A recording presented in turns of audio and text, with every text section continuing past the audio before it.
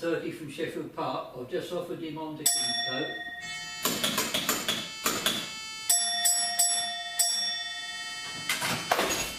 It's the token that we able to pull off to Kingscote. Just answer that phone. Yes, Ken.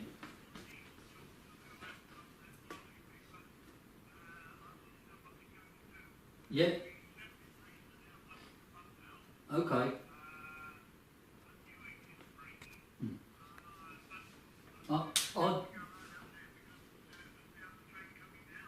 Well, I'll definitely get Tim to speak to you before he leaves here.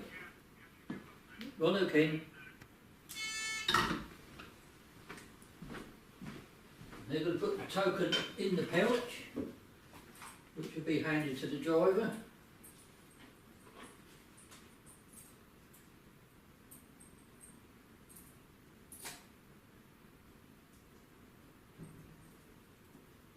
Sometimes these straps are different, they get worn.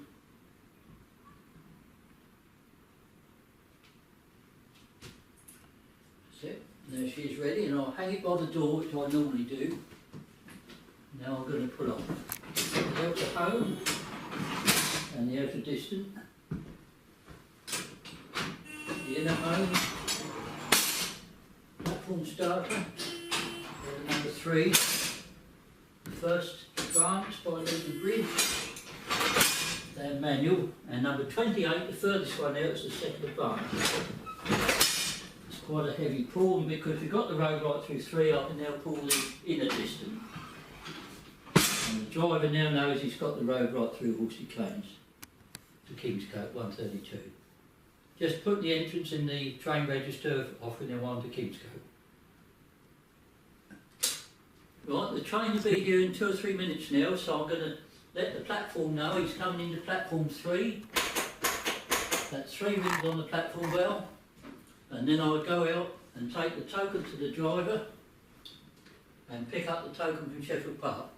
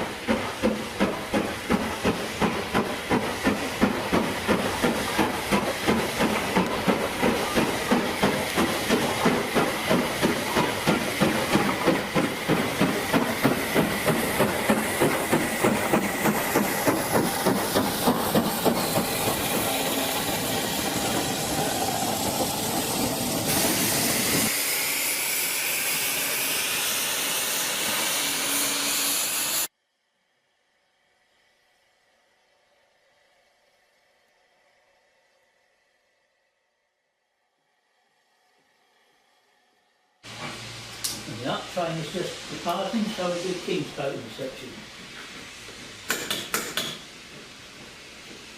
We can put the starting signal back to the trolley.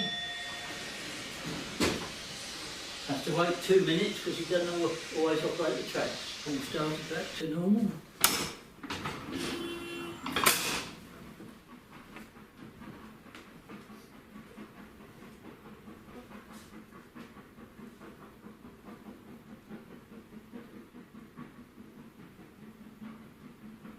Two minutes seems a long time when you're waiting, doesn't it?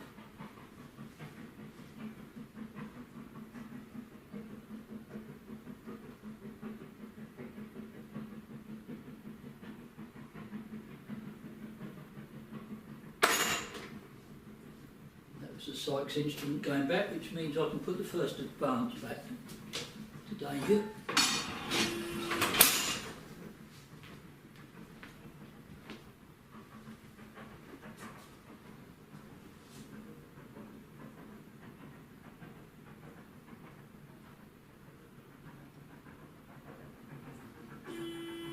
Number 8, no going back, and the down advance.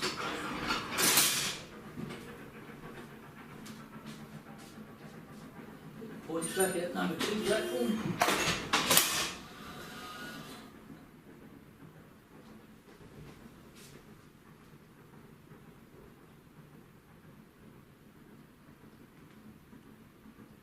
second advance can go back.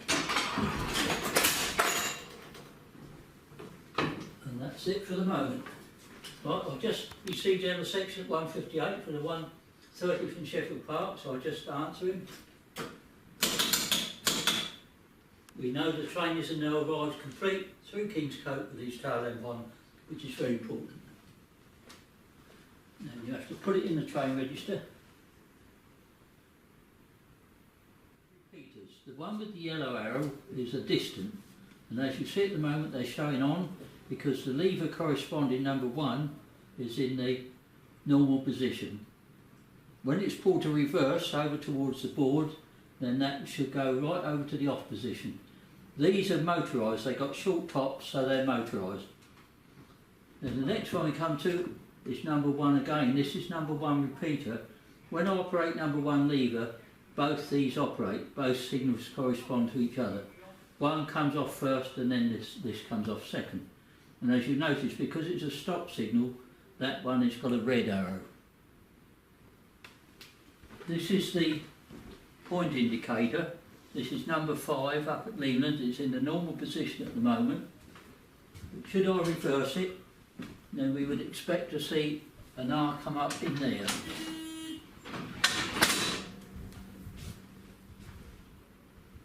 There we are, they're now reversed. That's the points way beyond Leland Bridge. And they'll put them back to normal. You hear the buzz as the lock's free. Now no weight because there is a motor doing the actual movement. All points in this box are motor operated.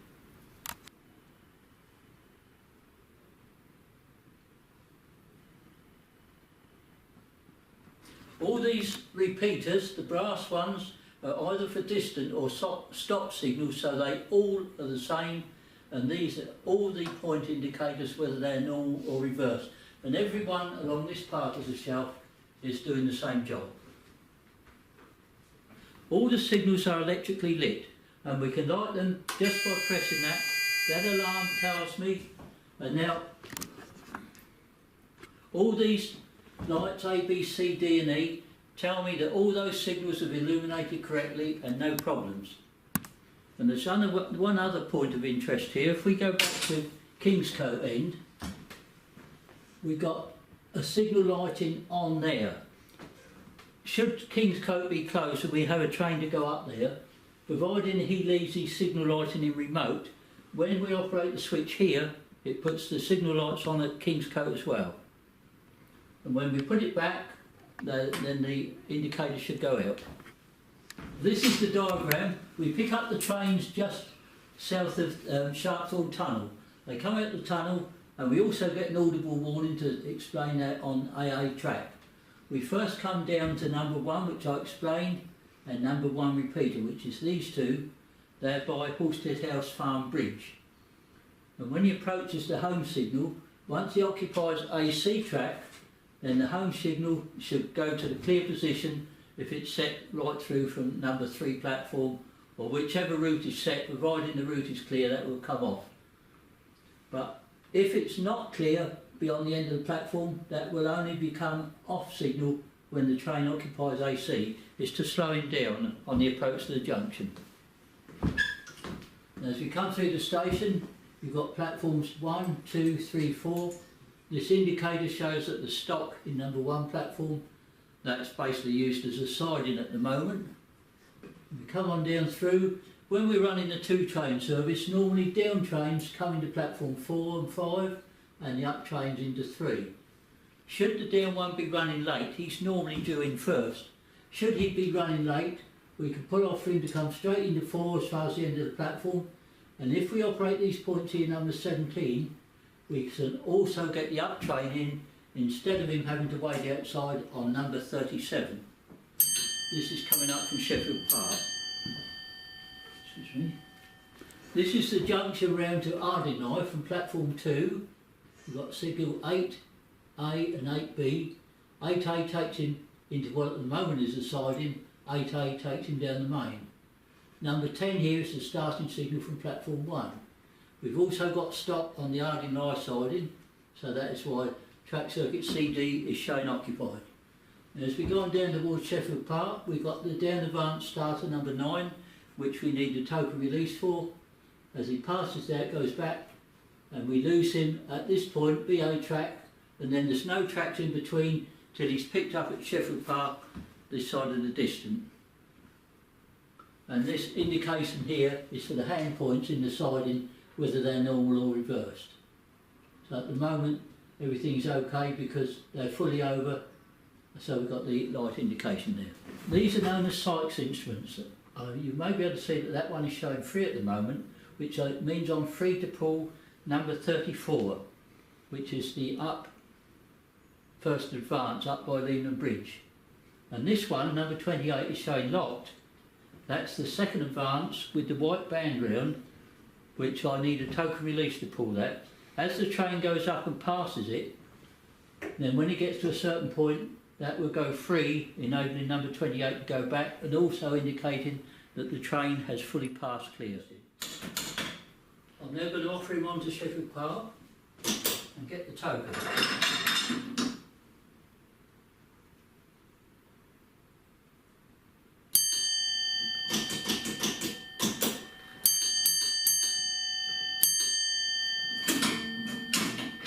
He's accepted that. And we use a duster on the levers so they don't get rusty. I'll now put it in its pouch, ready to give the driver, and then I can pull off for the down train. Note the time at 2:40.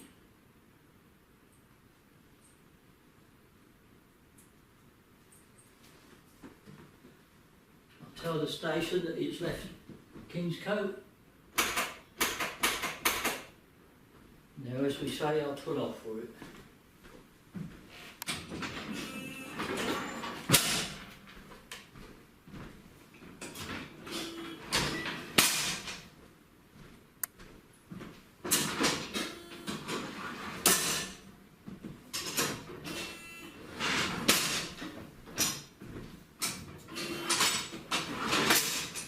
Because we've got the road right through, I can do what we call the middle distance.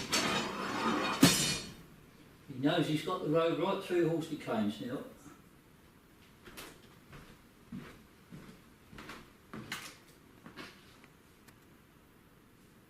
Just going to ring the platform bell to tell the station staff the train will be in about 3 minutes.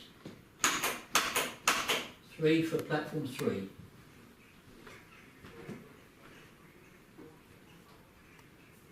Now I'm just going down with the token. Got the token off the 230 screen still. I'll put it in the machine, but I won't reveal the section yet until I've seen the tail lamp on the train to know that he's complete. But I will put the signals back in the rear of him.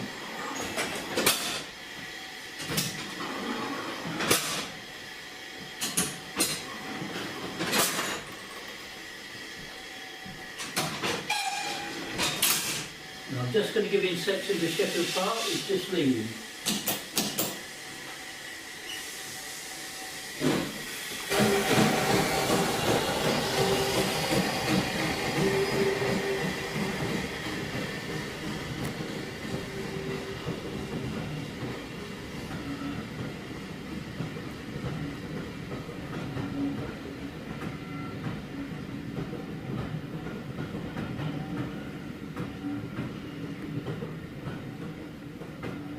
We have to watch the train as he leaves, not to see what nice passengers are on there, but to make sure all doors are closed. Should any be open or not closed properly, now I can stop him on the down advance signal. I'm just going to put the road back now.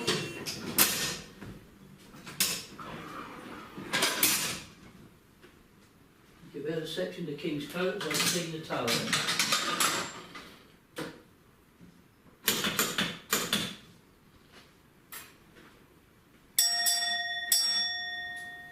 And that's that until he gets to Sheffield Park when we'll get out of the section.